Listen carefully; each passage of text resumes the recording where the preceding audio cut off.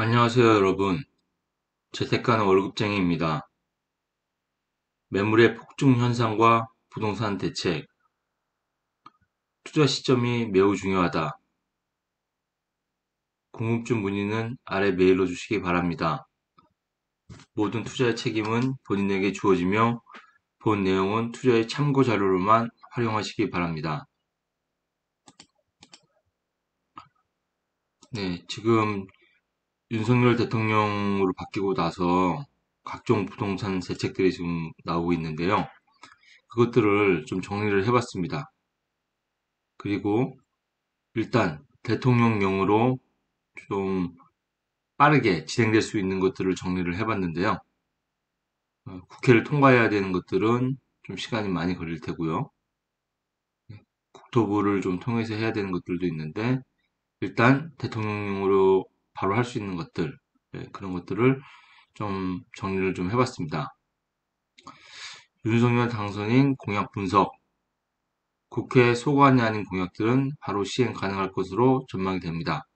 이 표를 보고 전체적인 부동산 방향은 가격 방향은 유동성에 좀 많이 달려 있는데 그 외에 대통령령으로 부동산 대책이 바뀌게 되거나 또는 국회를 통과해서 대책이 바뀌게 되면 예, 짧은 기간, 짧게는 뭐 한 3달, 길게는 한 6, 7개월 정도 가격에 영향을 줄 수 있는 팩터들이 있기 때문에 그런 것들 좀 고민을 해야 됩니다.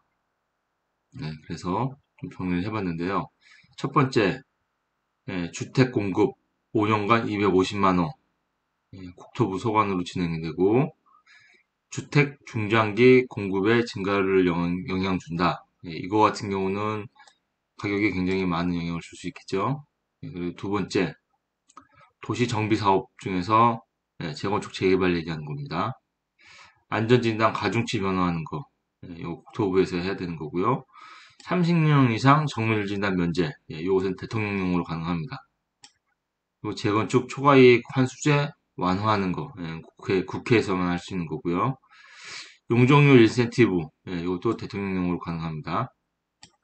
세금, 과세 표준 가격이나, 이거는 대통령령으로 바로 즉시할 수 있는 거고, 1주택자 세율 단순화하는 거, 이건 국회죠. 생애 최초 구매자 면제 또는 1%, 이것도 국회입니다. 그리고 조정지역, 2주택 과세 완화, 대통령령입니다. 종부세, 재산세 통합하는 거 국회, 종부세 1주택자 세율 완화 국회, 종부세 보유주택 차등과세 폐지, 뭐 대통령령이죠. 다주택자 중과세율 2년 배제, 대통령령. 다주택자 중과세율 재검토, 네, 또 대통령령입니다.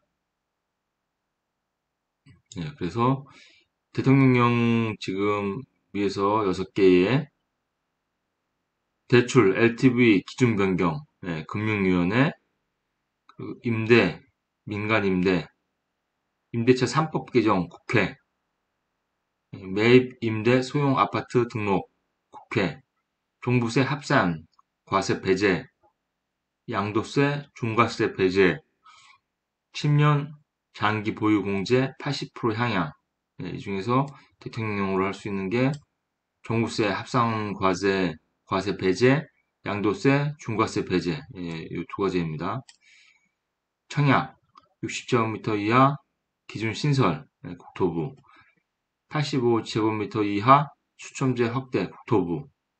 85제곱미터 이하 가점제 확대 국토부. 이것도 시간은 걸리겠지만 국토부에서 하는 것들도 국회를 통과하지 않고 행정소가 부서에서 하는 거기 때문에 진행이 될 거라고 생각이 되고요. 민간 택지 분양 상한 완화하는 거, 대통령령. 음. 이렇게 돼서 일단 대통령령으로 빨리 진행되는 것들을 보면 예, 장기 공급 증가, 다 장기 공급 증가에 해당하는 것들이고, 예, 그리고 주택 구매 수요 증가, 과세 표준, 대통령은 주택 구매 수요 증가, 네, 매물 증가, 주택 수요 증가, 전세 매물 증가, 주요 수요 감소, 네, 공급 증가. 네, 큰 틀은 주택 가격을 하향 안정화시키기 위해서 하는 것들인데 이것들 중에서 대통령령으로 진행되는 것들은 빨리 진행될 수 있기 때문에 여러분들이 매주 뉴스라든지 또는 신문 또는 저 같은 이제 유튜버들 정리해 드리는 거 매주 매일 관심을 가지고 보셔야 됩니다.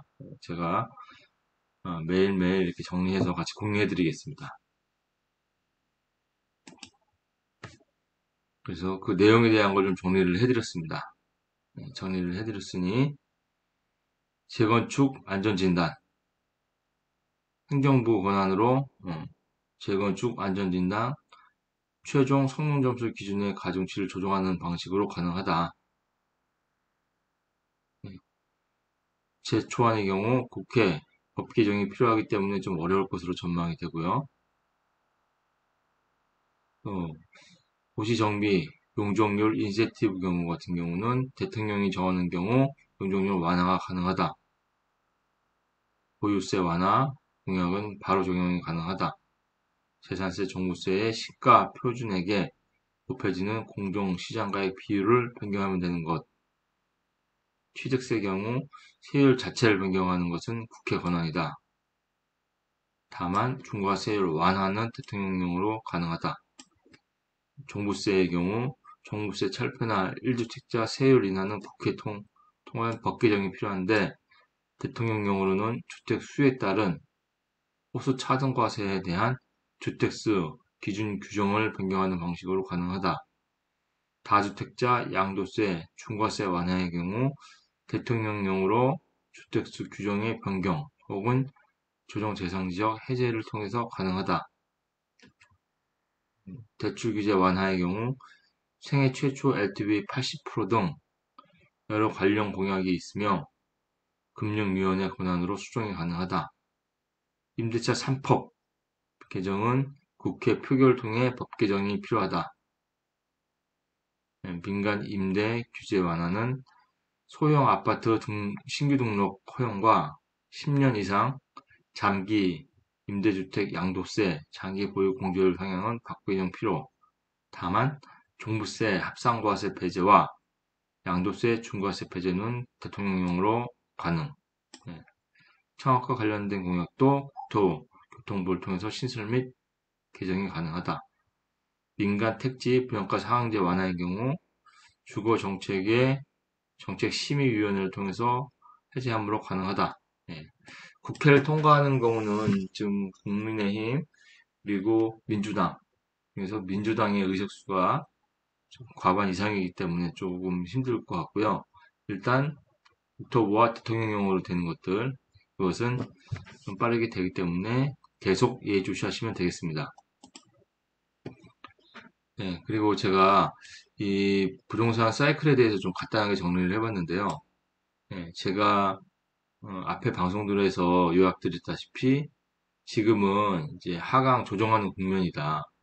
그렇지만 이 하강 조정하는 국면도 부동산은 전체적으로 이제 우상향을 하는데 우상향하는 와중에 하락과 상승, 하락과 상승을 반복을 합니다.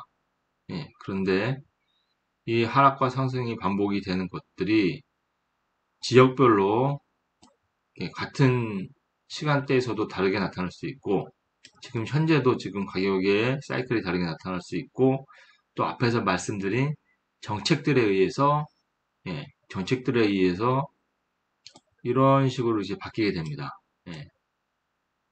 부동산 정책이 가격을 부추기는 경우도 있고 가격을 떨어뜨리는 경우도 있고 앞에서 말씀드렸다시피 여러 가지 메인 팩터들이 많죠. 공급이라든지 또는 금리라든지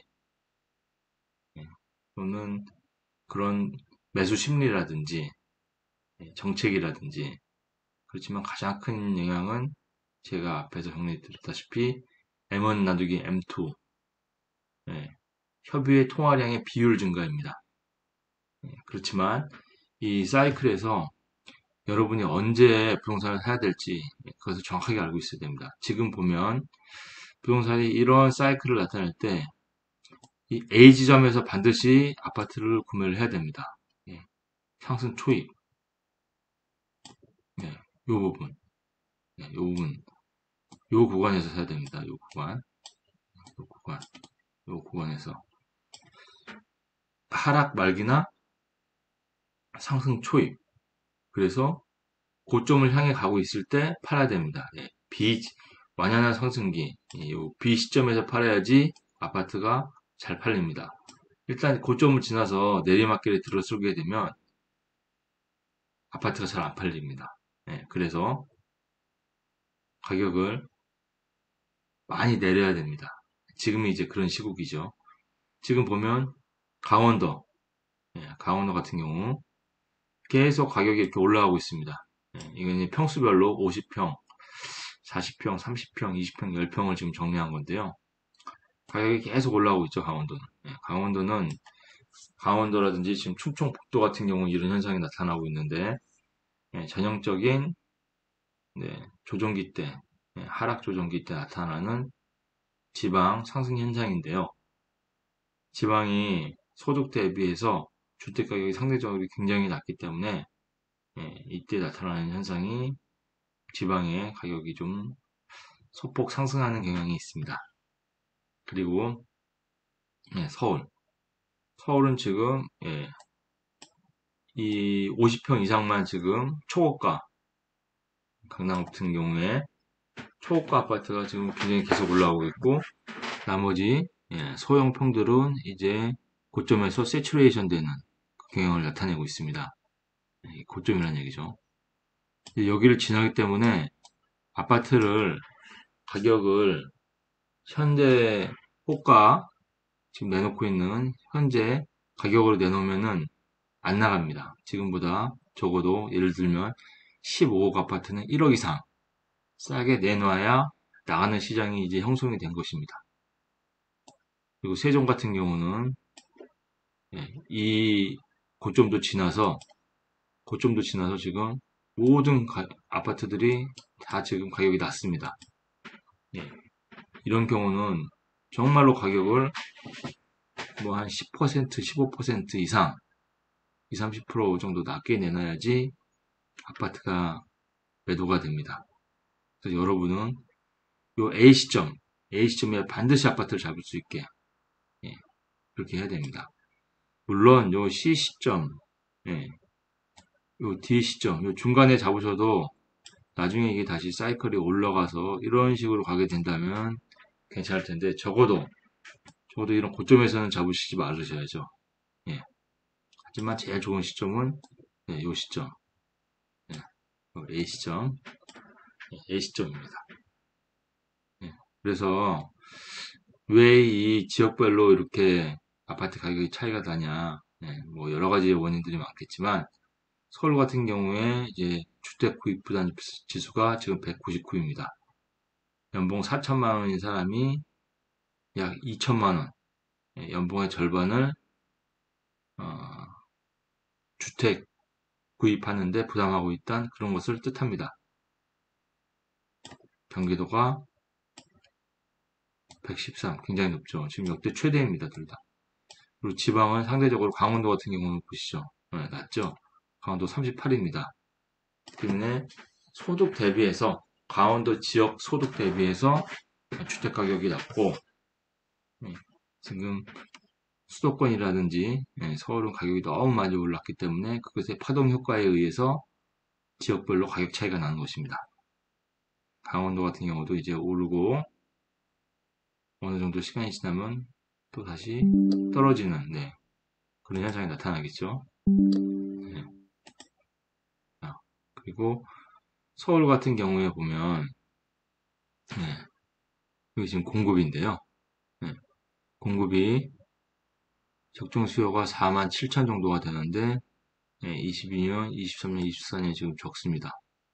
네, 이것이 주택 가격을 올리는데 큰 영향을 줄 거라고 생각하는데, 어느 정도 영향은 있겠지만 대세, 흐름을 바꾸는 데는 큰 영향은 없을 거라고 생각이 됩니다. 세종 같은 경우에 굉장히 공급이 많았죠. 21, 22년도, 23년도, 그렇죠? 보면은 20, 21, 22 많았고 지금 23, 24, 25년도에는 공급이 없는데 이 큰 방향을 지금 꺾지 못하고 있습니다. 올해는 그렇게 공급이 많지 않아요. 강원도 같은 경우도 21년도까지는 공급이 많았죠. 공급이 많았고 22년도부터는 지금 공급이 다소 부족한 그런 현상입니다. 하지만 가격 현상은 앞에서처럼 꼭 공급을 따라가지는 않죠. 지금 강원도 같은 경우는 아파트 가격이 지금 오르고 있죠. 그렇기 때문에 이 공급이 다 설명을 해줄 수는 없다. 다시 하락세로 돌아선 서울 아파트. 재테크 수단별로 갈아타는 타이밍을 좀 포착해야 되는데요. 아주 중요하죠. 1997년 외환 위기가 발생했을 당시에 시중 금리가 23% 내외로 급등을 했습니다. 1억 원을 정기 예금하면 2,300만 원의 이자 수익이 발생을 했습니다. 1997년 외환위기 중 시중금리 31%일 때 액면가 만원인 3년 만기 할인채의 경우 약 4,000원에 매입이 가능했습니다. 경기 침체는 제한되었으며 시중금리가 12%까지 내려오면서 3년 만기 할인채 가격이 8,000원으로 상승, 1억 원의 수익이 발생을 했습니다. 즉, 금리와 채권 가격은 반비례 관계라는 점에 주목을 해야 됩니다. 금리가 올라가면 채권 가격이 떨어지고 다시 금리가 떨어지면 채권 가격이 올라갑니다. 요즘 같은 시국에 잘 생각을 해야 될 때죠. 금리가 올라가고 있습니다. 채권 가격은 지금 엄청 떨어지고 있습니다. 시중금리가 낮아지면 그만큼 금융시장에 돈이 들어간다는 의미로 주식시장 매입 시기라는 때가 됩니다. 지금이랑 정반대죠. 지금 금리가 올라가기 때문에 돈이 풀리지가 않고 묶이기 때문에 지금 같은 주식이 폭락이 되고 부동산이 폭락이 되는 것입니다. 이에 힌트를 얻어 매도한 2억 원을 모두 주식시장으로 갈아탄다면 추가적으로 큰 돈을 벌 수 있었을 것입니다. 실제로 이러한 방법을 이용하여 부자의 반열에 들어선 분들이 많습니다. 저도 이러한 원인을 분석해서 투자를 했던 거고요. 부동산의 경우도 올라탈 시기를 결정해야 됩니다. 앞에서 말씀드린 A 구간에 부동산을 반드시 매수해야 됩니다. A 구간, 요 구간이죠. 요 구간. 그쵸? 재테크의 열정이 30대 젊은이에게 물었습니다. 무엇 때문에 돈을 모으려고 하는가? 그의 대답은 간단했습니다. 노후에 좀 편하게 살려고요. 그래서 다시 물었습니다. 그럼 노후에 무슨 일을 하면서 편하게 살 건가? 젊은이는 우물쭈물하며 이렇게 대답했습니다. 딱히 무엇을 할 건지 생각해 보지 않았습니다. 우리들 대부분은 많든 적든 노후에 대한 준비를 하고자 여러 방법을 취하고 있습니다. 노년에 돈 걱정 안 하고 편히 사는 것이 노후 준비라고 생각하는 사람이 많습니다. 그러나 재물이 아무리 많아도 인생을 즐기지 못하면 그것은 웰빙이라고 할 수 없습니다. 은퇴가 곧 인생의 끝이 아니고 은퇴 후에도 또 다른 인생이 있기에 재테크 못지않게 노테크도 준비해야 한다는 전문가들이 말합니다.